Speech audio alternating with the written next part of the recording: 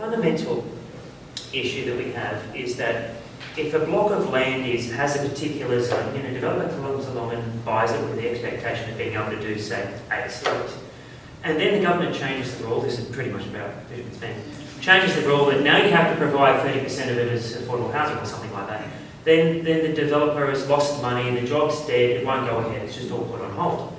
I am actually in favour of, before the rezoning happens, before the uplift in value happens, the government comes along and says, okay, 8 levels is fine. If you want to do 12, then 1 in 8 dwellings needs to be affordable. And if it's a 1 in 8 ratio, the basic way that it can work costs $300,000 to deliver an apartment. Divide that by 8, you can actually, roughly $40,000 an apartment. You can deliver apartments at a good profit for that, and developers will do it.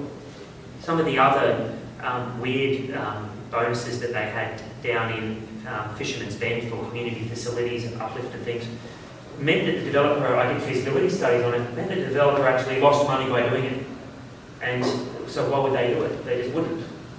Panos, I see a lot of head nodding. Yeah, I agree completely, and I think it's very much a function of land. So if you're buying land at a certain price with an expectation of a certain yield, and that essentially is driven by a market price, so you're working backwards from market price to establish a land price, and then affordability is thrown in, you have losses in your project. So I think it's a gun-shy approach from a developer trying to enter into that marketplace with that uncertainty of profit.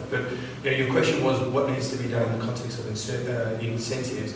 I think there's lots of things, be it tax, be it stamp duty, be it obviously bonuses in the context of planning uplift. I think those sort of incentives definitely drive developers to look towards it. I mean, the other thing that I think is missing in the context of incentives is that, and I know that there's alternative funding sources coming, and they're being gazetted, and there's lots of bond aggregators and the like that are trying to work through it. But when we go to a bank and we say, right, I'd like to give you a less of a profit project, so your risk margins are lower because I'm trying to put in place affordable housing, that's not received well.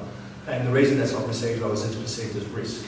So who are you selling to? So you're selling to potentially a marketplace that's at a lower economic standpoint, and then on top of that you're coming in with a project less than what we would consider a risk profit margin. So the answer is no. So the driver is, okay, well then I'll sell for higher and make better money, which means the bank will fund me. It works if the sales of the apartments are already underwritten by the government. Exactly. And the government is actually paying money along the way in progress payments.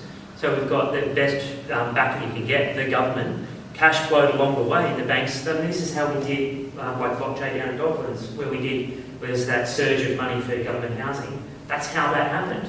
And developers could deliver apartments really cheap because all the risk was taken out.